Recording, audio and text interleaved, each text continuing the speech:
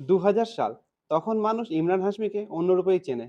কী রূপ সেটা আমরা সবাই জানি। ছোটবেলায় আমরা সবাই ইমরান হাশমির সিনেমা দেখে কমবেশি বড় হয়েছি। যাই হোক, তারপরেই আসলো 'আভারা পান' একটা সিনেমা। সেই সিনেমায় মানুষ দেখল ইমরান হাশমি সত্যিই কত ভালো অভিনয় করতে পারে। তারপরে তো অনেক সময় কেটে গেছে। প্রায় ১৯ টা বছর পর এখন আসলো ২০২৬ সালে 'আভারা পান 2'। এই সিনেমায় আছে ইমরান হাশমি, দিশা পাটানি। তো কেমন হলো এই সিনেমা? আজকে সেই কথাই বলব। নমস্কার বন্ধুরা, আমি আকাশ। গতকাল ১৪ই আগস্ট রিলিজ হয়ে গেছে 'আভারা পান 2'। সিনেমা শুরুই হচ্ছে 'তো ফির আও' এই গানটা দিয়ে। এই গানটা শুনলে আমরা সবাই কোথাও না কোথাও যেন একটা হারিয়ে যাই। তো গল্প সেখান থেকে শুরু হচ্ছে। ইমরান হাশমি এখনো আলিয়া অর্থাৎ শ্রেয়া সেনের সেই মৃত্যুকে এখনো মেনে নিতে পারেনি। এখনো তাকে কল্পনা করে আর তাকে ভালোবাসে।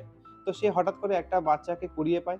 তার নামও রাখে আলিয়া। কিন্তু ঘটনাচক্রে বাচ্চাটা হিউম্যান ট্রাফিকের শিকার হয়। অর্থাৎ যারা বাচ্চাটাকে দত্তক নেয় তারা বাচ্চাটাকে বিক্রি করে দেয়। তো এরপরে ইমরান হাশমি উঠে পড়ে লাগে কি করে এই বাচ্চাটাকে ফিরিয়ে আনা যায়।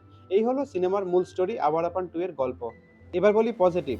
শিবম পন্ডিত অর্থাৎ ইমরান হাশমির যে অভিনয় দুর্দান্ত, ফাটাফাটি। তার এক্সপ্রেশন, কথা বলা, মন খারাপ যে দৃশ্যগুলো তুলে ধরেছে, সেই স্যাডনেসটা দুর্দান্ত, ফাটাফাটি।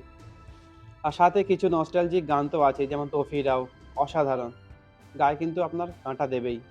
নেগেটিভ যদি বলি, অ্যাকচুয়ালি সিনেমায় কোনো সাসপেন্স থ্রিলার হয়তো কিছু নেই। আপনি মোটামুটি সিনেমার গল্পটা বুঝতেই পারবেন। তো এটাই, এছাড়া কিছু খারাপ কিছু আপনি পাবেন না। ২ ঘন্টা ২০ মিনিটের মতো সিনেমা। তো শেষে এটাই বলব, সিনেমাটাকে অবশ্যই হলে গিয়ে আপনারা দেখুন, এনজয় করবেন, খুব ভালো লাগবে। ইমরান হাশমির অভিনয় বিশেষ করে দুর্দান্ত, খুব ভালো লাগবে। আমার ভিডিও ভালো লাগলে লাইক, কমেন্ট, সাবস্ক্রাইব করে পাশে থাকবেন। দেখা হচ্ছে পরের কোনো ভিডিওতে। Thank you.